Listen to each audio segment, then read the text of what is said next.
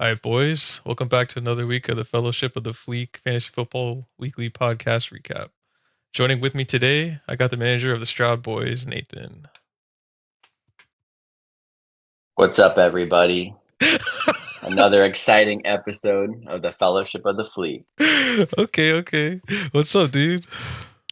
Oh, just finished all my fatherly chores for the night, doing my interview for the league. Getting pretty excited to talk some shit. So, let's start off with kind of where are you from? First off, am I gonna demonetize you if I cuss too much? Is that a part of this No, thing on you YouTube? Are you trying to make this into a side gig? you can cuss, but let's just make sure that we don't get fired. Okay, that's fair. That's fair. Yeah, I'm from Dallas, from Denton, if anyone knows that. From Argyle, if you're really familiar with the area. Grew up in Argyle, went to school in Carrollton, to some tiny private school that actually failed and went under and doesn't exist anymore. And then went to school at best university in Texas, Texas A&M. Did you specifically wear that shirt for this interview? No, this just happened to be That's my shirt for the day. that's just your Love Is Blind shirt. That's the shirt Yeah. you watch Love Is Blind in. Yeah, that's my lowest one shirt. But yeah, I went to Texas A&M, majored in construction science, and then afterwards went to Houston, like most Aggies do, and then I've been here ever since.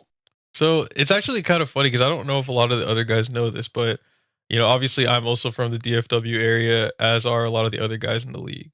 You probably know Mhm. that, but Jesse, Shin, Chase, and Wade. Obviously, my little brother Prame, Tyler also, and I'm hoping I'm not forgetting anyone. This will be embarrassing if I'm forgetting someone else that may be from the area, but I Yeah, it was think that risky might be listing it. them all. Yeah, I know. If I forgot someone that's also from there, I'm gonna look like a complete asshole. But yeah, I mean, a lot of us are from the Dallas area, and kind of just Are they all Cowboys fans, or are there some traders in the group? well, oh, Mason's also from the Dallas area. Missed one. He's from the Okay. Fort Worth side. I would say everyone that cares about football is a Cowboys fan. That's from there. But then I would say Mason doesn't really care about football and like loves being a contrarian, so he loves to talk shit about the Cowboys. And Shin actually has that same kind of thing, so he also likes to talk shit about the Cowboys, even though he doesn't give a shit about football anyways. I mean, doesn't Mason live in Houston? That's like the ultimate contrarian move, is to be a Cowboys fan in Houston. That's a good point. Maybe not. Maybe I if think he that's the hears that, angle. yeah. Maybe if he hears that, he'll change his ways. But that is true. I remember, well, first off, this is like a two-parter. I remember Tyler, I think, was saying, talking about how the Cowboys suck. Oh, he also That's how I knew he yeah was a yeah. that's how I knew he was a Cowboy, like he's a Cowboys guy from Dallas, because you can say the Cowboys suck. But last season, Mason came to one of the Cowboys watch parties at Christian's tailgate and was talking so much crap to everybody. And everyone was like, "Who the hell is this guy?" Yeah. And then we were all just like, "Yeah, dude, you're right. We do suck." And that's how you know you're a Cowboys fan, because you basically just agree that, dude, we kind of suck. Yeah, that is true. But We're a heartbreak team. yeah. Um that's actually kind of a good segue into just the other guys in the league that you already know. So why don't we just get into that? Who else do you know? How long have you known them? How do you know them? Yeah, I got the site open here, so I can just scroll right down. So I know Chase from Miami. I think we partied on the boat together. So I met him back then. Uh, I know Jesse and Shin, of course. I kind of taught them how to play League a little bit, and they were fun to play with for a while. But taught them everything they know. They're all right. They're pretty good. Mason, I know, of course. Uh, don't think I know Tyler. I know Prem. I know Prem from just miscellaneous events with you. Last time I saw Prem, he was talking so much crap on the sand volleyball court, and then like he went to return a ball, and it like went right between his hands and hit the sand, and he collapsed to the ground. It was very satisfying to watch all that crap talk just collapse beneath him. uh, Of course, I know Joji. Joji, I think I've probably met and hung out with the most. Definitely gotten the drunkest with Joji, for sure. I think that's the full squad that I know. Am I missing anybody? No, that's probably. Hopefully, didn't miss anyone. I don't think so. Yeah, we're going Wait, down the yeah, you list don't. now. Yeah, We're you kind of don't know taking some Wade. risks. That's the one I you don't don't think I know know. Wade. I don't think I know Tyler, at least not in Yeah, person. yeah, Um, yeah, pretty good chunk of the squad though. yeah. And I kind of skipped. I guess I was talking about everyone else, but how do we know each other? So, um, yeah, me and Michael kind of went through the gauntlet together. We were on the Museum of Fine Arts project at our company, McCarthy. It was a pretty cool project back in 2016 or 20. Did we meet in 16 or 17? 17. January 17. 17. So January, man, you got that. You got that down to the date. Um, yeah, we met in 2017, hit it off. We shared an office with a bunch of really badass people. I don't think anybody on here knows any of them, but it was a crammed full office on a construction job site where we kind of bonded together. And then not soon after, Michael changed my life, probably for the worse, but he built a computer with me. He came over one night real late and we built a gaming computer together. And then the rest is history. We play a ton of games together. We have, lots of squad overlap on a bunch of different games. Um, then I got out of operations because construction operations is like a horrible career, way too hard, way too long of hours. And then Michael also got out, and now we're just some office pukes Office pukes. together. Office pukes, as Chris Caminata would say. But yeah, now we see each other almost every day, and it's a beautiful thing. It is. It is the office bromance. The office bromance. Michael stops by my office. I'm kind of not many people know this. I don't brag about it too much, but I'm kind of like Michael's boss a little bit, and so he'll just come by my office, and I'll pretend like I'm giving him a performance review or something, and then he'll kind of sit and chill every morning and every afternoon. But yeah, he's got some flexibility because I'm a pretty nice boss. I'm pretty Yeah, flexible. pretty flexible. One of the things I actually wanted to bring up from off of what you said was like getting you onto the gaming computer. Like when I first met you, my perception of you was you were like a frat bro, and I feel like you were a frat bro in your college era. But what I didn't know was that previous you were just another gaming nerd like the rest of us, and you just you kind of put your you kind of hung up your cape for your college years, and then I brought you back into the fold after. Yeah, that's one way to put it. It's almost like I was like a meth addict in recovery, and then I escaped and I was hanging out with people and all and cool again. And then I found this guy that wanted to build a gaming computer with me, and then went right back down that K hole of gaming, and here we are again. But it's all right. My wife is a gamer too, so it all worked out in the end. But Yeah, yeah, I really didn't game a lot before I built that gaming computer. I think Yoshi, my old roommate, had an Xbox that we would play from time to time, but I really didn't play many games. And then, yeah. man, we went 0 to 100 on that, and now that's like a big hobby. I really enjoy it. But you do also have the oldest Steam account of anyone I know. Yeah, I think I'm coming up on, if I'm not already there, 20-year-old Steam account with way too many games. Jesse was calling me out a second ago, and I checked his account back, and I have like 200 and some odd games because I'll buy these stupid little like $1 or $2 indie games all the time. And then Jesse has like 12 games, and like all of his hours, I think, are like NBA, like some NBA games NBA, probably PUBG, Fall and PUBG. Guys, and that's Yeah, probably you don't get to it. see those hours on League of Legends. No. There actually was a website for a while called something like "How much time have I wasted on League" or something like that, and they eventually stopped working because they like closed the API access to it. But I wish I could have seen what mine was at. Yeah, who do you think between you, Shin, and Jesse has like rank from most to least hours on League, do you think? And then rank best to worst. It's tough because I feel like I was probably the most addicted to League at any point in time, which was when we first started up until maybe 3 or 4 years into us playing. And during that stretch of time, I would say I by far was playing the most compared to. Oh, okay. I was probably playing more than Shin, but I was playing a lot more than Jesse. Jesse and I lived together at the time, and Jesse would, you know, spend his time being social with his friends, studying for class, going to class, playing games. I was pretty much doing as much gaming as possible, and I would pull shit in and make him stay up late. And shit would always be like, if I always be like, play one more game, he would. Um, but then I at a certain point I took a break from league like I really needed to. I think I quit for like 2 or 3 years. I think it was 2 years. I don't remember.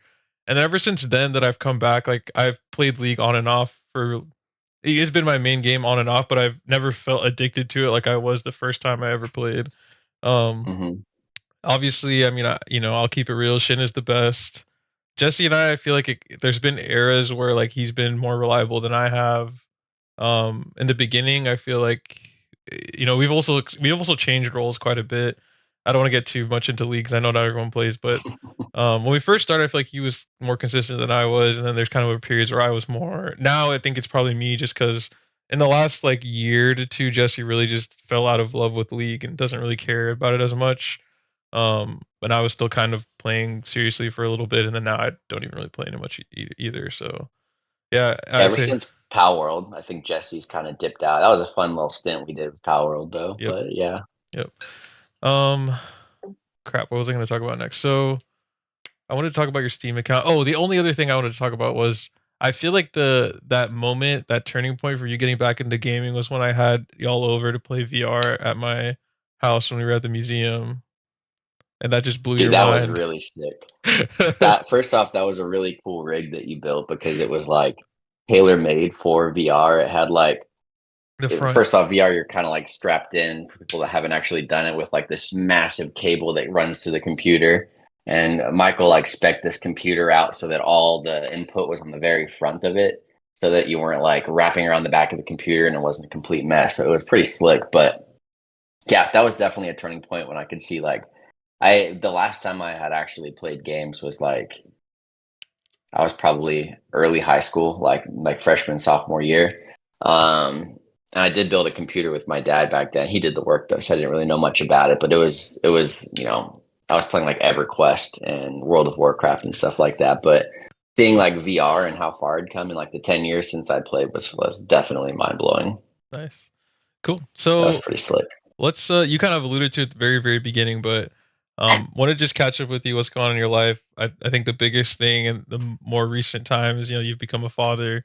I don't know if everyone else in the league knows that, but tell me about a little bit, or tell us a little bit about how that's changed your life. Yeah, it's changed it quite a bit. Are me and Jesse the only dads in the league? Yes. Man, respect. Yeah, dude, it's been awesome. I think we got lucky. I think so my daughter's name is Charlie. And she's I feel like as far as babies go, pretty easy. She was born in February, so she's coming up on like 8 or 9 months now. And this kid just loves to eat and sleep like all the time. Like just she's getting very large. She just started eating people food like a couple weeks ago. And so she hasn't slowed down on her bottles, and now she's just eating also regular food. And so she's getting to be like thick, thick like our commissioner. So she's very impressive. It's actually been cool since I've been cooking more at night because Michael David convinced me to do that. Also, is it a split like 50-50? Does everyone call you Michael or Michael David, or is it kind of a mixed bag? It's I would say like the guys in this group, pretty much everyone calls me Michael. The Michael David has always come up as like I don't know, it was common with like teachers growing up and just people in work settings. I feel like they would see my names and then just assume that they kind of went together. But yeah, I would It say is catchy, I guess. yeah, that's what people say, but it always sounded weird to me. It'd be like if I just called you Nathan Atkins all the time. That is But very strange. That's such a good point. I need to shift over to just Michael. I think uh, MD or Michael, I think. But yeah, ever since you convinced me to start cooking more, which literally was 2 days ago, everything I've cooked, I've been able to like put in a little jar for her for school the next day, which has been pretty nice. But she's doing excellent. She sleeps 12 hours every night, and then sleeps for 2 hours 2 times per day. So she's getting her full 16 hours a day, eating everything that she can get her hands on, which is awesome. We actually went to like 2 blocks away. We have this old folks home, and they had this event tonight for like people can walk their dogs and babies and whoever over there in their costumes. So like the old folks can like see like get out and like see some costumes and hand some candy out. And so we went and did that, and we went in our costumes for this year. Which have I told you what our costumes are? I think I did, but basically, so we have 2 dogs. We have like a Doberman mix and a Shepherd mix, and they're both black dogs, brown eyebrows, brown paws, like similar markings. And so Haley got herself and Charlie the dog costumes that are almost identical to that. So they were black dogs with brown eyebrows and brown paws. So, and then I have a shirt on that says "I let the dogs out." I'm not sure if you can see it from I there, can see some but of it. it was a pretty fun, easy costume. And so Haley and Charlie were dressed up as dogs, and we brought both of our two dogs as well over to the old folks home and Nice. swung by there. They were definitely the biggest hit. It was pretty awesome. And then, yeah, so she's at a fun age now. I think before 6 months was a little bit hard, but after 6 months, they're a lot of fun. How do you feel? Like, what were some of those things that made you start to feel like, oh, this is a person versus like a blob? Yeah, we talked about this. We're Yeah. like when she was really little, it was strange. It was you know they don't they're people, yes, but they're also more like just this precious thing. Like it's very hard to explain, but you just like want to protect them. So it's they've definitely she's definitely become a person now, but it was around the 6 month. Once they start moving and making noise and like giggling and laughing at the stuff you do, like they transition to like a true member of the family, not just like this precious thing you have to like guard with your life. And so that was probably around actually like 3 or 4 months, but it really is when they start interacting with you more. I think when they can't really interact with you, they're just kind of like potatoes, just sitting there. It is a bit strange, and like the first week is like the craziest thing ever because there's like you could do some training and take some classes and stuff, but it's still insane. They just like send you home the next day with this child you have to keep alive, and you don't like know anything. And so it sets you up to like treat it like it's like something that's like the most fragile china that you own and like have to care for. But once like they start moving and talking and interacting and stuff, yeah, they become like a true member of the family, and it gets a lot of fun then. Do you feel like becoming a girl dad has softened your heart to any more degree than it was before, or do you feel you're connecting with your emotions more? Nah, nah, she's gonna be like me. She's gonna be just like me. She's gonna be ice cold all the uh, way through. Which is nah, she'll be an interesting blend because Haley's like the biggest emotion person ever, like that I know of, and I'm not a very emotional person. So we'll see. We'll see. It's a coin flip. She looks exactly like me, but we'll see yep. who she acts like eventually. Yeah, maybe if it's easy later on, if you can maybe send me a photo of the costumes or something, I'll try to put it on the screen, but we'll worry about that later. Um, Yeah, we didn't take one tonight. I should have, but what? Okay, I was just kind of assuming. we tomorrow we can get one. Okay, okay. Well, you'll have to send it in the group chat after then. Oh yeah, I can just do that. Yeah. So the next thing I'd like to talk about is just football in general. Not talking fantasy, just football. What is your, relationship with football? How long have you watched? Are you an avid watcher? Do you just watch it so that you can play fantasy, or, you know? Yeah, so and I would say before college, I was really not into football. I feel like I could take it or leave it. If it was on, I would watch it. Like I knew everything about like the game itself, but just didn't like get super into NFL in high school. I played football a couple of years. I wasn't very good. But it was more just like hang out with some of my good friends. But college, it definitely turned a corner as it does for most people because like when you have a college team, like it's freaking awesome. And so I was at A&M during like the golden years, the Johnny Manziel years, which was just awesome. What about your first year? Unfortunately, Can I you was talk about on your first year a little bit? my first year at A&M, Yeah. like for football. Yeah. So it was, I mean, it was definitely eye opening for a lot of reasons. I went to a tiny high school, it's a private high school, like I said, and I think I had 30 to 40 kids in my class, like very, very small. And A&M has like 50,000 students, so that was kind of mind blowing. But I kind of did what I did in high school, which was like just join as many groups as I can. Since in high school, like if you weren't in every single group, like you didn't have that group. Like if I didn't join drama or I didn't play football or something, like a good chance that not enough people would join. Yeah. And so in college, I was like, okay, I'll just apply to everything. I'll just do a bunch of stuff, which was awesome because I ended up with a lot of good friends and a lot of communities. So that being said, like that just meant I had all kinds of tailgate opportunities.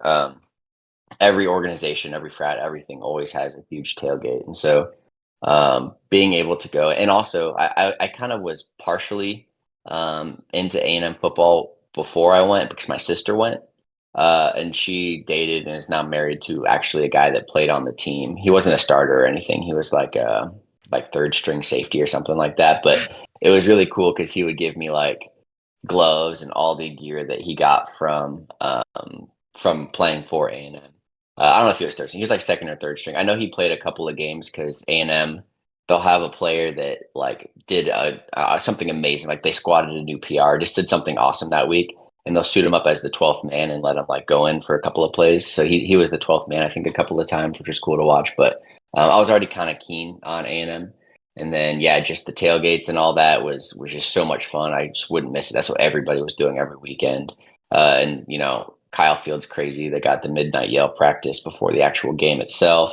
The student section's insane. You know, the field wasn't as big as it is now when I was there, just because Money Manziel had to get that money to get it up to over 100,000 people. But it was still awesome. And the biggest regret I have was my freaking construction internship was junior year in the fall, which is like when Johnny had that amazing win over like Alabama and all that. Like it was just one of the wildest seasons I think in A&M history. And so I missed that one. I was watching it really sad and alone at a Ruby Tuesdays that was connected to my hotel.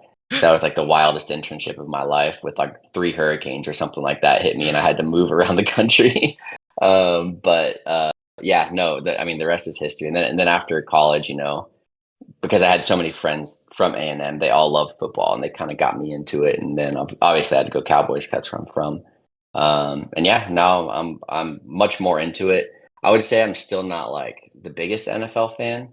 You know, fantasy's mostly kind of like Pokemon to me. You know, I can kind of like collect them all and battle and things like that. But you know, I definitely am up to speed on all things NFL a lot more than the average person. Yeah. I love the story you went into. I was really just trying to talk some shit when I was asking about your first year because I'm pretty sure, if I remember correctly, your first year at A&M was A&M's last year in the Big 12. So I want to check I think first. so. Yeah. So what I was trying to get at was, were you Oh, at that the? we lost to you Yeah. guys that last game with Yeah.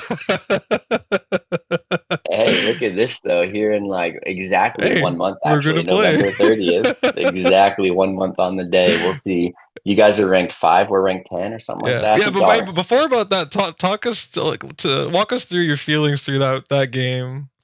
First, is what was the last? Was it the last game of the season, or what was it? No, I think it was like it's usually like second or third to last, I think. Isn't it? You, Something like that, you're but asking the wrong person. I wouldn't know. I don't remember how many games we had after that, but it was brutal. It was a very tough one. You know, I luckily was still new on the getting into football, so I wasn't as devastated as most, but kind of the impact I got on the back end where after some time I realized how devastating it was. But um, I'm just glad that we get to have a rematch here in exactly 1 month, and hopefully I can be in College Station for it. I'm gonna aim to be there. So were you at the game? Yeah, Wow, that's a pretty cool memory. I mean, it does suck that you guys lost, but it's an iconic moment between the rivalry. I have your it was guys iconic. I have your guys' schedule up here right now, so if you want to see, but it looks like it was the second to last game, Yep, 27-25. at Kyle Field. Yeah, I remember it was sad. It was a quiet night on Northgate. People were kind of rowdy. It was not. There was so much hype going into that game because it was the last one. We were excited about the SEC. We're like, oh, screw Texas. We don't need Texas. Like we're gonna go to the SEC. We're gonna play some real teams.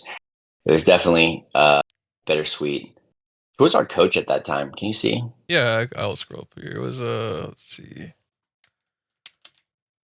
Oh, I'm on the right thing here. Sherman. I think it was Sherman or some. It looks like Mike it went Sherman. Sherman to Yeah, some. Mike Sherman. Yeah, which was kind of interesting because I think was that his last season. That was the coach when my brother-in-law and sister were there. I'm pretty sure, and so it was kind of interesting to see him. It It was cool to was. be able It to went to like Sumlin catch him after at the that. tail end. Yeah, it was cool to catch him at the tail end since he was there for a while with my Yeah. sister was there. But I think the last thing I want Yeah. to talk about this before we get into the actual league is just the UT and Texas A&M rivalry. So, you know, the in the league, there's me, Chase, Jesse, Tyler. All of us went to UT. And my perception of the rivalry was, once I was a student there, we like every once in a while there'd be like a joke that we would say like, oh, Aggies are dumb or whatever, like those kind of jokes. But 90% of the time we were focused on OU. So like to me it kind of felt like this rivalry was kind of already dead because I entered into UT at 2013. It was already a couple years after the switch. And then all of a sudden after I came to Houston and especially working at McCarthy and all the Aggies, started to hear about how much they hated us. And I was so confused. I was like, "What's going on? We're not even in the same conference." And then, but it's funny because Tyler, he's been a UT fan since he was a young kid because I think his mom and dad both went to UT and he went to the UT games as a as a child and stuff. So he definitely has the A&M hate in his heart. But I feel like me, Chase, and Jesse just kind of don't really care, because we weren't really like playing each other during the time that we were students. But now that we are, maybe we'll care more. But it's funny because now I have so many Aggie friends because of you that I'll probably be talking a lot of shit now compared to It is really before. It is really funny. So, like I said before, like a lot of Aggies end up in Houston, and so we have this massive text group with like 50 or 60 or 70 Aggies. It's insane. And Michael, sorry, MD weaseled his way in, and it just he sprinkles in some shit talk when the Aggies do poorly, and then he gets obliterated when the Longhorns do poorly. But it really is like some freaking Spartan 300 shit where Michael is versus like this onslaught of Aggies, which is pretty dang funny. Yeah. But yeah, it is an interesting rivalry when you kind of take a step back. I'm pretty sure like it probably just ebbs and flows. Like you guys probably would have cared more if we were like an actual like good, really good team. And I feel like we kind of ebbed and flowed. We were really good with like, Johnny Manziel and some of those days. And then we kind of went away for a bit. Now it seems like we're doing pretty well again. So I think what's weird about it is like, yeah, if we were like an actual like good team, it would be a pretty big rivalry. But I don't think it matters if you guys are good or not. Just thinking about like how many fight songs we have specifically about your Yeah, it's team. weird, Like man. it's it's kind of strange when you think about like, yeah, we're sawing horns off like every game. I don't care if the Longhorns are even here or not. But yeah, we always hate you guys, I guess, even if you guys suck. But yeah, for you guys, it's more like you probably wouldn't care about OU that much if OU was sucky for many, many years. Like it would fade away. But it's always those close games that heat up the rivalry. Like LSU, I mean, SEC has a ton of rivalries with A&M just because there's so many close matches that people really like kick it into high gear when they play each other. But Mhm. yeah, it is kind of a strange thing where we always have like a constant sizzling hot like hatred of of Texas. Probably Yeah. because you guys consider yourself like the university of the state, and we're just an A&M. But Well, we'll yeah, see. I think I want to keep it moving, but the first time it really caught me off guard was J Mike, who was an intern with us. He works here full time now, but he was making some joke about how we sip tea, and I was so confused. I was like, "What are you talking about? Like, what does that mean?" Like, yeah, if I drink tea, I would sip it. Like, what are we Yeah, you're T talking sip. about? You're a I, dang st- dirty T I sip. You've still been to don't understand. I Austin. still don't understand what that means. Why it's bad. Uh, Dude, okay. if you have to explain it. Yeah, I've got to explain it. Oh, there's one other thing I want to talk about before. I guess it is kind of getting into the league, but what are your thoughts on the league in general? How many years have you been doing fantasy football league? How many leagues have you been in? How does this league kind of compare and contrast with those? I've been in leagues for, I don't know, like a decade and a half, I think. Like a very long time. I've been in and out of fantasy leagues. I think since like maybe some in college, but definitely like right after college, as soon as I got into work and stuff like that. And um, it's interesting. Like a lot of my leagues are really old friends. Like I have a league with my friends I've had been with since like first grade. Like I've known these guys almost 30 years now.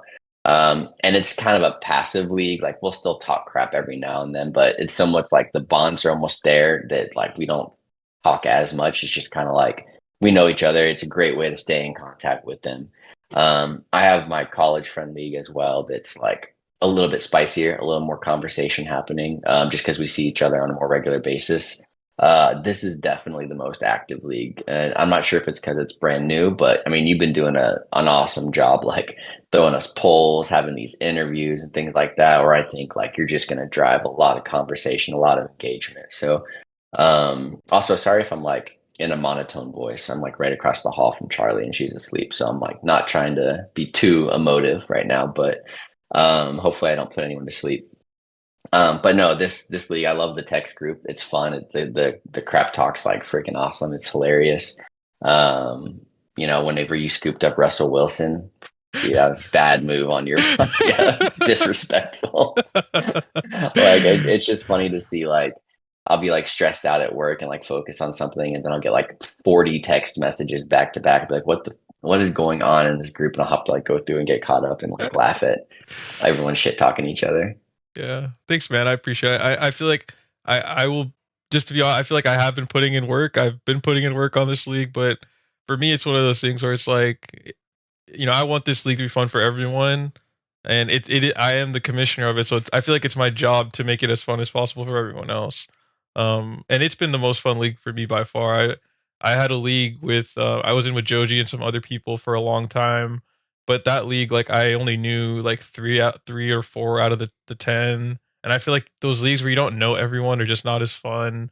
And that's one of the things I was most worried about this league, which was, a few people, everyone knew a few, but no one really knew everyone.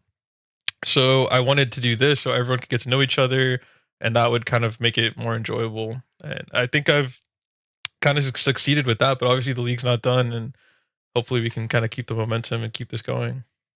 Yeah, no, I know I don't know a lot of these guys, but I feel like I've gotten to know a lot of them through this league. Like it's been really cool to like talk to people like that you don't even know, but you treat them like they're a friend that you've had since like high school because you're just shit talking each other. Mhm. Props to the commissioner. That's a tough job. Thanks, bro. I always try to weasel out of it, especially in the work leagues. Horrible. I know. All right, so I got the fantasy up there now. I got week 8 for me. So just kind of talking through last week. I was playing Tyler. Tyler was in the number 1 spot, and I You feel dethroned him. well, yeah, I technically dethroned him. Yeah, I dethroned him, but I got Shin in there now, so I don't know if that's better or worse, to be honest. Balanced, dude. It's balanced. It is balanced, as Shin would say. So, yeah, I mean, I'm trying to think if there's anything that really was notable for. I mean, okay, this was the first week post the trade. I traded Achan with Josh Jacobs to Wade, and I don't know. I feel like I'm one of the most hesitant people to trade because I feel like when I think about like how I would feel if I trade a player and I get fleeced, like how upset I would feel versus just like not trading and having that, like, it's just like I don't want to freaking trade someone they start they blowing up, man. Like that would make me so mad. So I've always been super hesitant to trade, but I felt like at that point in time my team was really strong and Achan was just really up and down, and I really felt like Tua wasn't going to come back for a long time. I thought, he was eligible to come back like this past week, but I thought it was going to be like at least 4 more weeks maybe until he came. And also, even if he does come back, like what if he gets injured again? So I took the chance on the trade this week. It definitely worked out. But who's to say that it'll continue working out that way? Um, I was high on the Green Bay offense, so I thought Josh Jacobs would perform better than he had been so far. And yeah, we'll see. Other than that, I mean, as you can see, I lost Diggs, which was a big blow because I think at that time he was ranked number 9 or Brutal. 10 in wide receivers, and I picked him up in like the 4th round. So like he definitely was overperforming from based on where I picked him. But I don't know. I feel like if Cooper Cup can stay healthy and like perform where he should, then I think I'm not going to feel it that bad. But yeah, I started. Hey, in my defense on the Russell Wilson pickup, I did put him in this week. And he True. scored Yeah, a you put whole. him over Burrow, which that's Yeah, a ballsy move. yeah. I just feel like the Giants are too bad of a team to not start Russell Wilson in. But I did. I was watching the game, and he was very close. Like he was two plays away from 2 passing touchdowns. Like there was a deep ball to Pickens that was like a 50-yard bomb, but Pickens kind of like was tight roping on the sideline, and like 5 yards before the end zone, he like fell out, and that should have been a touchdown. That would have brought him up to 20. And there was another one where he just like barely missed a receiver that was open for another touchdown. So I'm still pretty high on Russell Wilson, and honestly, I picked him up purely so I could leverage a trade because I think I have three solid starting quarterbacks right now. And I actually picked up another one, which we'll get to later. So yeah, I mean, there's not too much to say other than Tyler just, as you can see, he had a 60.5% on his accuracy, which is just Yeah, he abysmally shat the bed bad. on this one. Yeah, I think there was only one player that like whoever beat Allen is. That's the only one that was a good sit. Everything else was not good. But also, I feel like Brees Hall and Kenneth Walker usually perform a lot better than that. Um, Jaden Reed also usually performs better than that. So I can't sit here and say like I think I think not starting David Montgomery was probably the only one that I was like I think I would have started David Montgomery, but all the other ones like I don't know if I would have started them myself. So I can't really blame him. But Yeah, I know a lot of people were keen on Bo Nix, but they're just starting to let him pass. But he went off. That's crazy. I didn't yeah, realize he got 30 points. yeah. Um, Um, yeah, no, I think you got a freaking great deal with Josh Jacobs. I think he's a pretty dang solid running back. I think A Chain is way too streaky. Like last season, I had him and he was getting like 40 points one game, and I think he was crushing it a little bit more last year. But I think for consistency, Josh Jacobs is a better pickup. yep. And then yeah, Yeah, I think Russell. I'm a little bit lower on Russell than you, though. I think from a lot of the analysis I've seen, and when I was thinking about picking him up, but I had to show mercy because everyone let me pick back up DeAndre Hopkins. So I was like, I'm not gonna freaking kick this hornet's nest. I already pissed people off when I scooped Aaron Rodgers, mainly Jesse, but not it wasn't that bad. But he's fine. I think he's solid. I think he's not going to be amazing. He's not mobile anymore, but I think he's definitely a solid QB2. cool. So I got your stats up now. Talk me through your game. Yeah, let me open up my stats. So man, mine was a freaking nail biter. Oh yeah, Uh, yeah, I feel bad because I mean, to be fair, I was going and feeling pretty good because the Pittsburgh defense. I mean, they performed all season. It wasn't too lucky. Like looking at them, they scored 16 points. They've scored over 10 points, like one, two, three, four, five. If you include the time they got 10 points, so they're pretty good going against the Giants. So I was feeling okay going into it, but man, like this whole weekend was just back and forth. Like I couldn't watch this screen very much because I was just it kept flipping back and forth. Looking through my lineup. I'm glad that Kittle went off. Most of my players showed up. It was a shootout, 139 to 134, some good numbers. So I feel that's always the worst whenever you just barely get beat by, that small amount. So, Chase kind of got hoed a little bit there because that would have beaten pretty much everybody this week. Um, but yeah, I've been a little bit weak on CJ Stroud lately. I feel like he hasn't been so great. He doesn't have Diggs anymore, and he doesn't have I'm not Nico. showing Nico Collins. Yeah, Nico's out. So looking at maybe putting Aaron instead of CJ Stroud this coming week. Dalvin Cook did not save the Cowboys. Dalvin Cook did not do much of anything. So he's already dropped on my squad. So overall, I'm feeling pretty good about my squad. I think my bench has gotten stronger. I think, we'll get into later, I'm sure, with the trades, but I'm feeling pretty good about the position I'm in. Going into week 9 and beyond. Yep. Um, I had a vested interest in you winning because I've stated this multiple times, but I don't want my brother in last place, and you were playing Chase. And at that point in time, Prame and Jesse had both basically guaranteed loss, so they were both going to stay at 2-6. But Chase, Hmm. I think at that point it was still like anyone's game. So I was like, I really would like Chase to lose, so he's also down there at 2-6. And yeah, that I was watching the game, and I think between the second half, I think it went back and forth like 2 to 3 times before finally they got that game clinching interception, and I was like, yep, it's over now. Yeah, I was at 1% at like when there was like 8 minutes left. I think I was at 1% because Yeah. of I can't remember like something happened where it might have just been a touchdown or something like that. But I was at 1%. Yeah, Um, we were talking oh, it about. was Oh, good.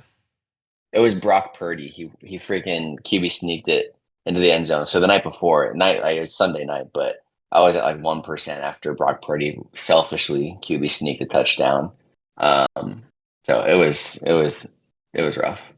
Yeah, me, Jesse, and Shin were talking about the percentages, and I agree with what they were saying, which is like it's when you're down to like the last couple players left, those percentages always swing too wildly.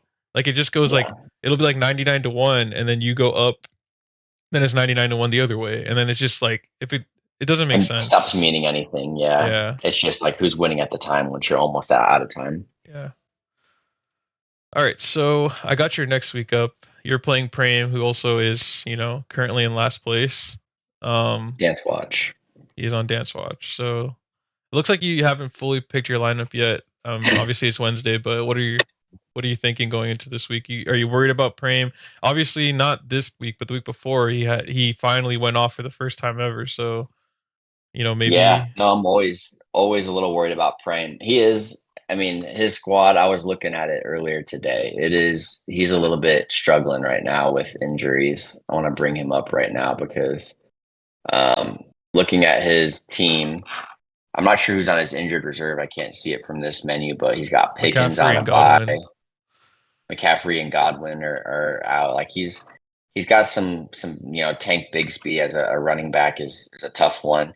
Again, these guys have gone off for him before. They went off 2 weeks ago when he's put up 150 something points, which is insane. So I don't think he's ever not dangerous. But um, it's I don't really have a set lineup yet because we have. I'm not sure if you want to talk about it now or later, but a billion trades about Yeah. to go through, a bunch of players about to shuffle around. So once that goes through, Aaron Jones will be out, and I'll have Josh Connor in. Um, my tight end will be Trey McBride. Since Kittle's on bye, Kareem will be gone, so I got to figure out who I'm going to put in there, whether it's T. Higgins or Debo's on a bye this week too. Yeah, so I got some stuff to figure out. It'll probably be T. Higgins that goes in as my flex. Is Olave up in there? Olave's already in as a receiver. So, yeah, once the trades execute, I'll have a full lineup because I'm still missing a couple of players. But it was tough. Usually I'm not a trader guy. I usually just keep my team and I just drop and go waivers and things like that. But um, I had no one to drop besides Dalvin, and I could not drop the Pittsburgh defense after that solid they did me on Monday night. So I had to hold on to them for the rest of the season. But yeah, no, I don't think I'm not going to think lightly of Prim. He can surprise you. All right, so this is my week. Next week I'm playing Joji, where records are pretty close. I haven't really been putting a ton of time into this matchup. I mean, he has a lot. Like I feel like the Kyron Williams, AJ Brown, and CD Lamb. Like if those three all have a good week any given week, like he's gonna have an insane score because those guys Hmm. can each go for 20, 30 a pop. Between the three of them, it looks like he got Tua back. Um, and I'm What's tough with sure, CD is it's always in garbage time with Dak too. So you might think, oh, this week's going okay, and then and like then fourth quarter he fourth gets quarter, 20 points. exactly. So yeah, I mean, obviously Joji's one of the ones up there with the I would feel satisfied beating him. So it'd be nice to get the dub, and we'll see what I can do. Do you consider him your biggest rival in this league? Yeah, that's interesting. It's tough. I'd say, I mean, Joji's the one I've been in leagues with the most, and we're pretty competitive in general. But for whatever reason, in fantasy, it's always felt more friendly. Um, And then Jesse also I feel like is one that I'm always very competitive with, but this year he's been so trash that I don't even feel like I can even be like happy to beat him. No offense, man. Um he did He's about beat to have a whole brand new team though. he did beat me. I'm saying I'm talking all this shit, but he did beat me 2 weeks ago. So um yeah, so that is kind of funny, but yeah, I'd say yeah. Right now, if there is one person I'd be most satisfied, I think Shin because Shin's been on some bullshit all season long and getting lucky, and I think he beat me too when we played, and it was some bullshit then as well. So I think right Dude, now the one I would want to beat the most is probably Shin. that first place guy. That Is first that who you're place talking guy. about? Yep, the first place guy. All right, so got waivers and free agency up right now. The only person I would say this week I wasn't really looking at the waivers that closely. I mean, Wade actually mentioned this was a good week for waivers. I didn't really notice, but um, I didn't watch the game, but I saw this dude Cedric Tillman went off, and I know that Jameis He's was got the like 2 weeks in a row. yeah, and I know Jameis is the new quarterback for the rest of the season likely, and Jameis is a big like he throws the ball. And also I know that obviously Amari left, so if he's all of a sudden maybe their new wide receiver one, like that might be a really good pick. So I've been pretty like conservative with my waivers, so I'm usually pretty high on the waiver list. I think I was fifth on the waivers this week. I know Jesse's aggressive with the waiver, so he's usually going to be in a lower pick than most. Shin, I'm not really actually Shin. If I remember correctly, Shin will waiver someone that like no one else wavered, and so he's like essentially kind of a wasted one. Like he doesn't really try to save them. Like for instance, after the waivers process, the first thing I did was I went and picked up Jameis. So I have four quarterbacks right now. I'm definitely hoeing because I'm really just pulling them so I can get trades. Um, but yeah. So other than So that, oh, go ahead. what's crazy is so looking at this, first off, all four of those guys are solid. I think I'm very high on Josh Downs. I think he's incredible. I have him in my other league. And Flacco's back in. So this guy is going to get 9+ targets every game. So I think that was a really good scoop. Cedric, I don't know enough about. Uh, Tyrone, I think I have him in another league, but he's on that concussion protocol, but he's that young blood. I think he's going to go off. And Calvin is just a diamond on a garbage team. So we'll see. But what's interesting to see is that literally Shin and Jesse are on every single one of these players trying to scoop them up. They had like the most active waiver week of all. Like, I'm wondering, do you have like, I wonder if they had four separate players they were trying to drop to get all four of these guys, or if they were just stacking them up Yeah. like in order, like trying to scoop one person and the first person can come out, and if he's already gone, then they won't get the next or what. But yeah, they were very active with the waivers this week. And poor Jesse, I just noticed didn't get a single one of them. Always the bridesmaid, never the bride. That theoretically that means he should be pretty high on the no, because I'm looking at this. So he wavered. It He looks like still he got Derek wavered Derek Carr. Carr, so he still might not Okay, be high on just the to reset it. waivers. Yikes. Yeah. Yeah, I try to limit the waivers as much as possible. I kind of wasted out the Eagles because I needed a defense. I knew I wasn't going to trade for a defense. So Eagles Yeah. are I can't remember who they're playing this week, but it's a good matchup and they're an okay defense. They have consistent numbers. That's the thing with defense is I just look for someone that didn't have a 30-point game and then a bunch of negative point games. I just look for somewhere in the middle, and the Eagles are anywhere between like 3 to 9 on average, and I think they're going against Jacksonville, so they should be a solid pick. But yeah, I don't think I put a single other person on the waiver for me. Yeah, I was actually I'm glad you brought it up because I forgot to mention when I saw that you wavered the Eagles defense, I was like, I don't think you needed to use your number one waiver spot for that. You probably could have got them with free agency if you had waited. Honestly, yeah, I probably could have. No one else went for him, it looks like, but No. um, I really wanted to. None of the other defenses were that great, and I wanted to secure it. We had talked about this, but I'm trying to get that dance immunity. Every week we get closer to dance immunity if we get those wins. So I didn't want to mess around this week, and I knew that one missing piece was Eagles because I was wheeling and dealing in my text messages trying to get the rest of the team sorted out with my bye weeks. But um, yeah, it probably was a bit of a waste of a waiver one, but it looks like everyone was pretty busy, so I might already be back up to waiver one. Let Yeah, me see. you want to check it real quick? Yeah, let me see where we're at. I don't know. I'm on the web app, which kind of sucks. So Yeah. waiver. Do you have it on your computer? Are you able to see it? I'll just check on my Oh, here we phone. go. Here we go. I'm waiver 5, actually. Waiver 1 is praying. Okay. Nice. Yeah, I'm looking at it now too. But Where am I I, at? I like all four of those players a lot. I think I would rank them like Josh, Cedric, Tyrone, Calvin. Okay. But there was nobody I wanted to drop besides Dalvin, and I had to get a defense. So that was kind of sad. It kind of hurt me to watch them all go because I had my You eye could on have had all of them. first But pick. I could have first pick. I could have picked the bell of the ball, any one of them. But instead, I'm stuck with the defense of the garbagest team in the league. Cool. All right, so yeah, we talked about earlier. We got the trade. So this is the busiest week for trades we've had all year. Um, I know I'm everywhere. yeah. So talk me through how these trades came about for you, for the ones for you at least.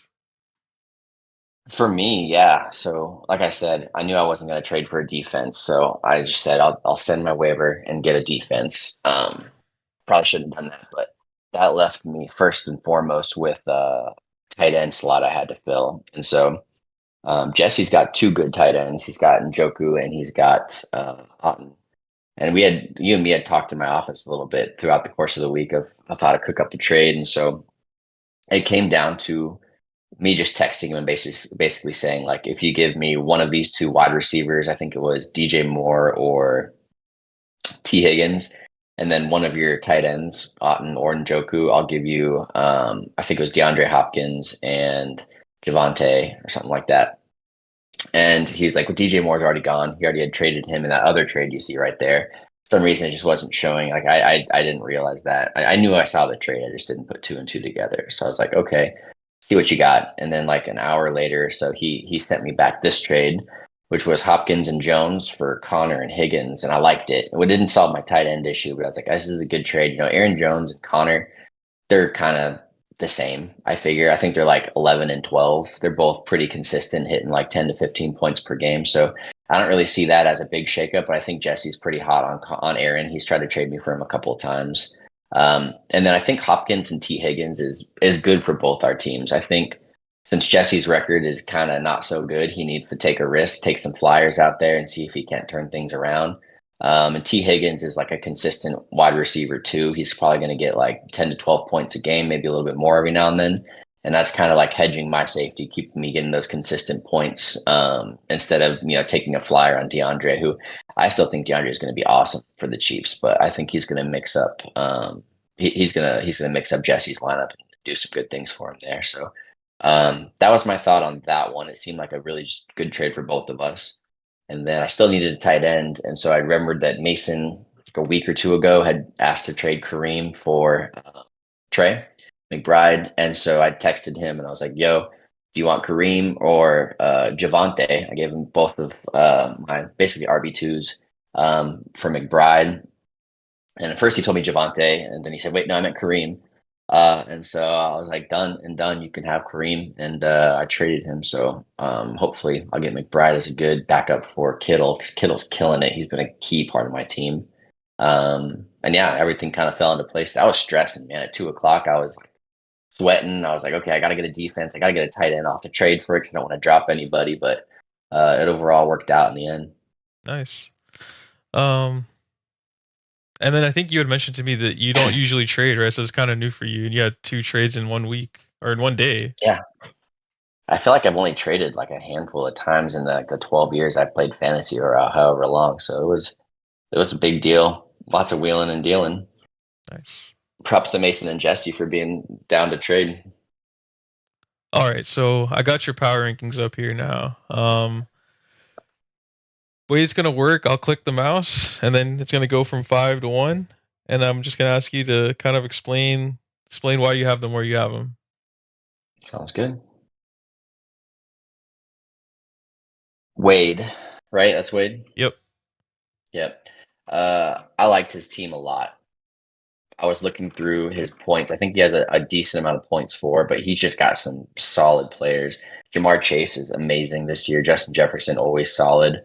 Tony Baker's been going Wait, off. He I finally thought found his team. does he have? I thought Chase had Jamar. I'm looking at standings, bedtime story. Oh, I clicked on the wrong one. I clicked on Chase. You're right. Chase has a good team, but then yeah, I mostly base it off of points for, and I don't really care about efficiency. I kind of just care about points for, and I guess maximum points is pretty good tell as well.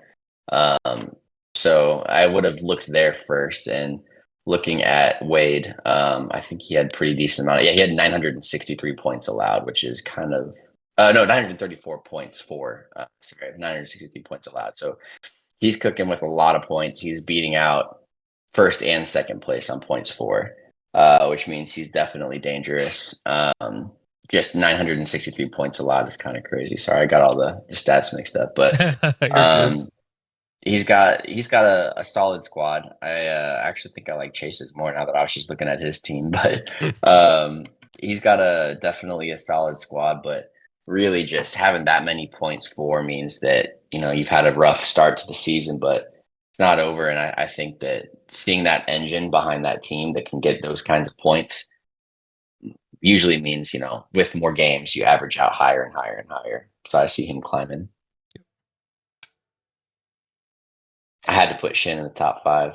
Scored 150 points last week, something like that. And I think Joji said sometimes it's better to be lucky than anything else. So his squad is okay.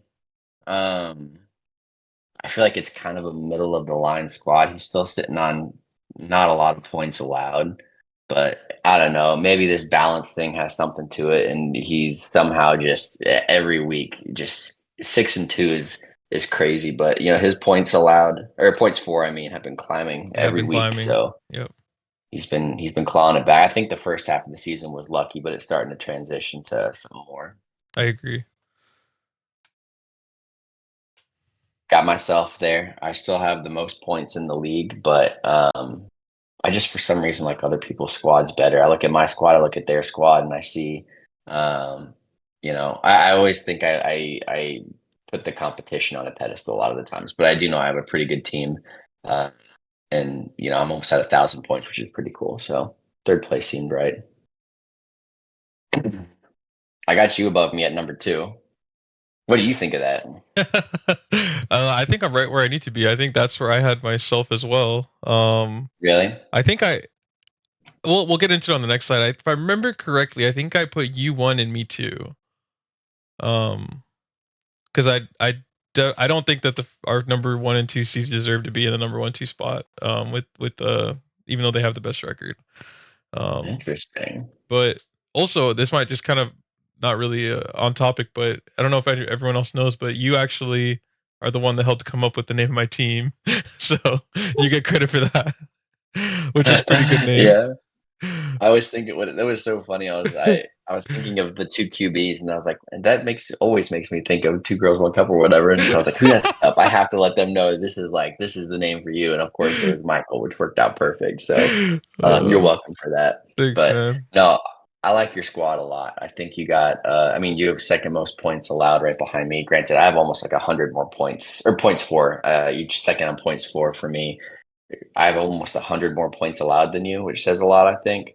But I also think just week over week, sometimes I feel a bit streakier, and I feel like you're a little bit more consistent on putting up good numbers. And so I felt like you were definitely just had the edge on me, at least right now. We'll see after all these trades. Yeah, the one of the fun things about doing this league is just like getting more into the data of fantasy football, and like I do like data. Part of my job at work, Hmm. like some of it involves data too. So, um, Hmm. I wish that I could have like a standard deviation week over week by points to see like to show consistency. I think every week almost I'm adding a little bit more data to these spreadsheet or to these slides to talk about. But yeah, it's a good point. We don't really know for sure like how consistent we perform. Yeah, But I I guess do. Power BI, dude. Yeah, I know I need to get some Power BI going. I tried to do some of it with ChatGPT, and that was working well for a couple weeks, and then it was just too much work for what I was getting out of it. But yeah, That's fair. I still got Tyler at number one. He has fallen behind on us. It was a bad week too. What did he score for your game? It he had the was it least was really rough. 86. 86, which if he had scored another 40 points to keep up with everybody else, he would be still around 950. So he'd still be in the running. But I don't know. He's held it down for so long. Just looking at his team's projections right here, everybody's got decent projections except his tight end. Um, and maybe I don't know. He's got that luck. He's making some good trades, I think. So I think it's a lot closer than it has been in previous weeks. I think in the previous I weeks, agree. Tyler was rocking and rolling, but I think you've clawed your way up. I've clawed my way up, and Shane's clawed his way up, and Yeah. we'll see. All right. So here's what the actual what everyone said was they got you at 1, which is where I had you. Now this is where I'm kind of salty because I'm all the way down at 4, and Tyler's Yeah, at I can't 1, agree with that. and Shin is at 3. Now what I would say is I do agree what to the point you were saying earlier, where I feel like the first half of the league so far, Shin was more lucky than good. But now I feel like he's been actually been performing well, and I think he deserves a little bit more credit to where he's at. But he still doesn't deserve to be in number 1 seed. That just does not true. I I want have to know who voted him number one. I'm excited to see that. I wonder if it was yeah himself. yeah we'll see.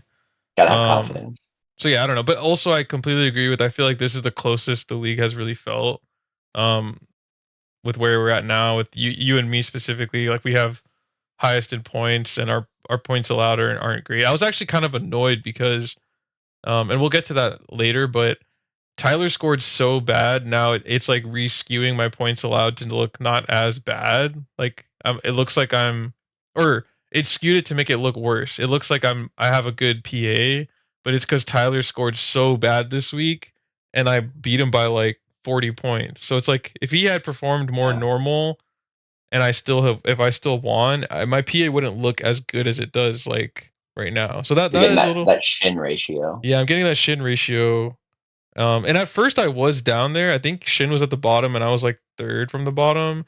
And then I started climbing up, and then I went back down because Tyler played so bad last week. So yeah. Yeah, I do. I mean, I think we hit the nail on the head last slide because look how close it is. All the red is in those four, and then Mm-hmm. it drops off sharply on that five slot where it's all just blue. Yep. So I think it's tightening. I don't think it's over with. I think there's still a lot that can happen. Mm-hmm. But it definitely is tightening. I can't believe no one gave you even a single number one spot. Yeah, I saw what really was pissing me off was this. I don't know. Someone gave me a. I don't know if that's. I think that's fifth. Someone had me in fifth. That's kind of wild. Yeah, we're gonna. I guess we'll see who that was. Let's go into it. Or maybe they had me in sixth actually, because I only have up to fifth on here, and I don't see my name anywhere on here unless I mess something up. But I know for sure this is right. This is where I'm typing it in. I could have messed up, but Gotcha. yeah. So let's see. What did I have on here is interesting. So yeah, Shin. One of the things I noticed was Shin was almost perfectly accurate with what was actually like came out. So he has you, Tyler, himself, me, and then Joji. Joji's the only one that he's off by. So if you I go would have been by up Mason here, instead. yeah. So he was really close Yeah. to the actual, which I don't know. I just found that interesting.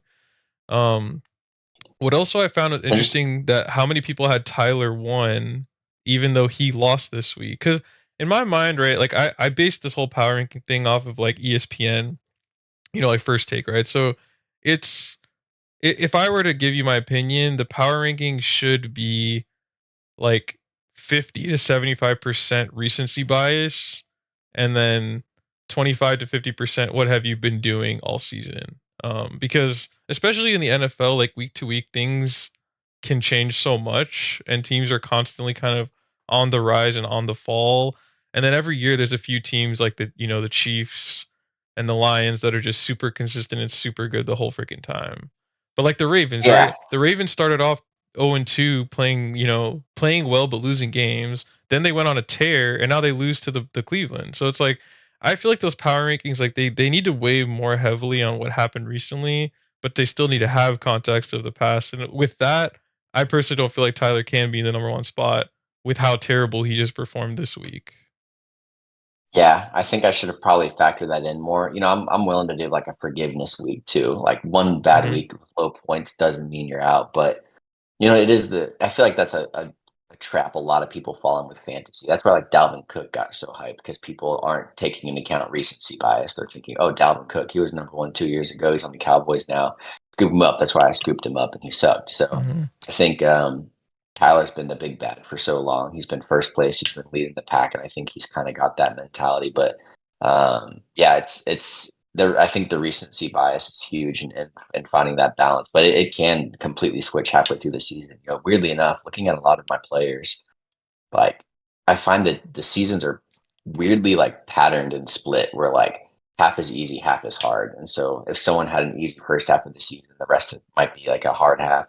You might have injuries and things like that. So I Mm-hmm. think like a 70-30 or a 60-40 split, like the larger percentage being recency, like past 3 games, Mm-hmm. and then, the overall season is like the smaller kind of factor in. But um, yeah, no, it is interesting to see that.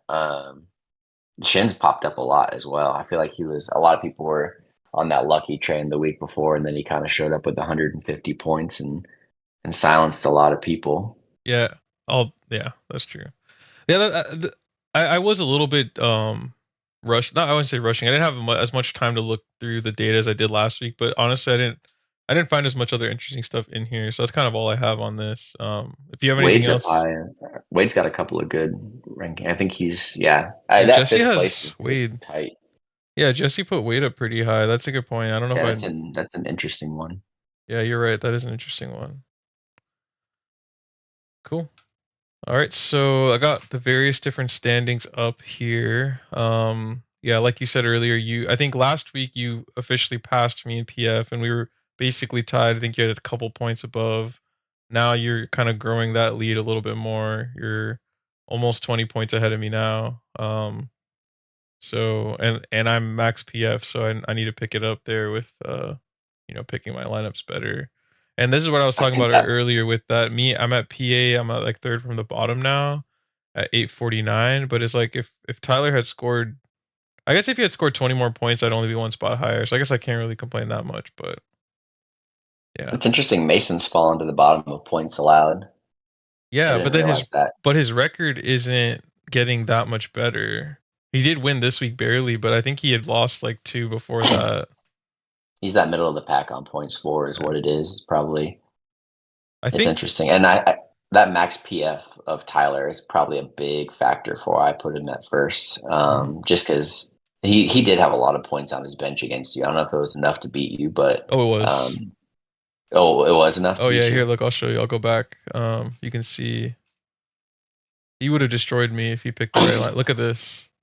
Well, I mean, he would have had to have been pretty on point to beat me because I mean, I was super accurate. Looks like he could mix. Yeah, you were 95. He just had to be 90%, and he probably would have beaten you. Yeah, Maybe 93%. But do you have the accuracy. yeah, the accuracy? I guess Yeah, yeah, it's the slide after. yeah. Yeah, so let's go back to where we were. Yeah. The other But thing. yeah, Oh, go ahead. I was gonna say poor Prem, man. Yeah, Yeah, he's been having some bad luck. But yeah, the other thing that you kind of brought up with Mason, I think this is actually perfect because he he was not into football, not into fantasy, but loves to compete. He's just a competitive person by nature, and I feel like him starting off really well was really good because it got him hooked a little bit.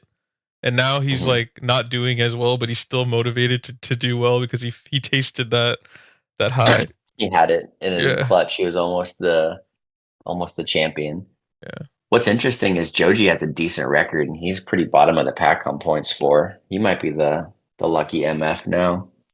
yeah. Where is he in PA though? He's points a lot. He's average on PA, which is kind of strange, Yeah, I mean he's four but and not a four. lot of He's right in the points. middle. Yeah, I guess yeah. Yeah. Here's the accuracy. So I made a small update this week. That wasn't there before, but I colored the accuracy numbers based on if they were higher or lower compared to the week before, like to yourself. So yours at 91.93 means that bef- before this week it was below that. And then on the right, you can see like that's where you went up and down in the places of your accuracy. So the biggest thing on here to call out is I went up 2 spots on accuracy. So I mean I had a really good week. I was at 95%, which brought me up to 89. Tyler went down 2. He had a terrible week for accuracy. Um, but yeah, other than that, it seems like a lot of people didn't perform as well this week. Um, but yeah, Yeah, I think I put Chase as fifth in my power rankings, right? I think he was, Maybe, yeah. and just looking at this accuracy like that, I like his squad, and I think if he just starts picking better, he can turn it around and really, climb up again. Um, I think that's why I've also put myself third, is because my accuracy is so high. I think the way I translate that is not that I'm really good at selecting. It's that I just don't have a lot of talent on my bench. So it's always pretty obvious who I put in Hmm. for that week. And so I think I'm a bit volatile to injury. If I lose somebody to an injury, especially after this past week of waivers where a bunch of talent got scooped up, there's not a lot of talent left on the waiver wire. And so I'm always a little bit worried about injuries, and my backups are not, the best in the league. So I think that's why a third place makes sense for me as well, just because I think you got more talent on your bench enough to be able to like not always pick the right player. So Yeah. that's one of my reads on it. That's actually an interesting thought. I didn't think about that, but I think you're right. All right. So we got Dance Watch. And here are the votes as they Is your came in. nightmare? I mean, I wouldn't say nightmare. If Praying Ends Up Dancing is not gonna be my nightmare, it's just my least ideal Maybe situation. is it too late to say that it's strictly based off record and not points? So if we have three people tied for last, they all have to do a You dance. know, that's the thing. Jesse kind of alluded to something like that at one point, but like we never. I feel like what we said was whoever's in last place, and last place is Yeah, always it's by too late to points. change it. It's too late to Hmm. change it, but I really wish we just did something like that. If there's a if it's by record, then everyone at that bottom has to dance. I think that would have made things even more fun and more interesting. But it's definitely too late for Hmm. that. Um, yeah, And this is interesting. Joji's climbing his way out. He didn't get a single red color scale thing, which is interesting. hmm, Even though his points four, I think I would put him a little bit higher up on this dance watch because his points four were so low. I'm interested to see Jesse over the next 3 weeks with all the trades that he made today. yep, He's got a whole brand spanking new squad going on now. Um, Again, I think Chase can climb out as well. I think Prame is the one I'm most worried about, I think, for the dance watch, but also yeah, he scored 150 points 2 weeks ago. So who yep. knows, like, really what's going on there. Yep. And that brings us to a new addition to Dance Watch, the Promised Land. Promised Land. So Shin and Tyler are officially in the Promised Land. And that means if they lose every game, they're still not last They're place. still not going to be last place. So that this was an idea from yours truly, Nathan. Snuck that in on the slide as I had time. So it's funny because I I didn't realize it, but after I kind of just like was like, oh, what image should I pick that would be kind of funny? And I was like, let me put heaven. And then as I put it on there, it kind of reminded me. I don't know if you remember during the 2020 Democratic primary on Reddit, they had like this image because it was like that was the primary where they started with like 20 people on the Democratic side, and then whenever someone dropped out, they had this image and it looked pretty similar to this, and then they had all the images of like people that like like they passed away Like when they they passed on. yeah, like when they dropped out. Do you remember that picture? I don't, but that's pretty funny. Let me try to bring it up real quick. 2020 Democratic primary, Reddit image.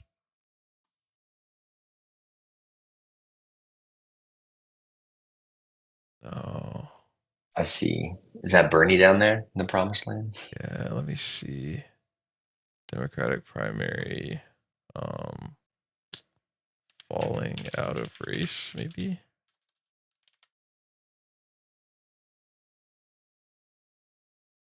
I'll try and find it later. Dang.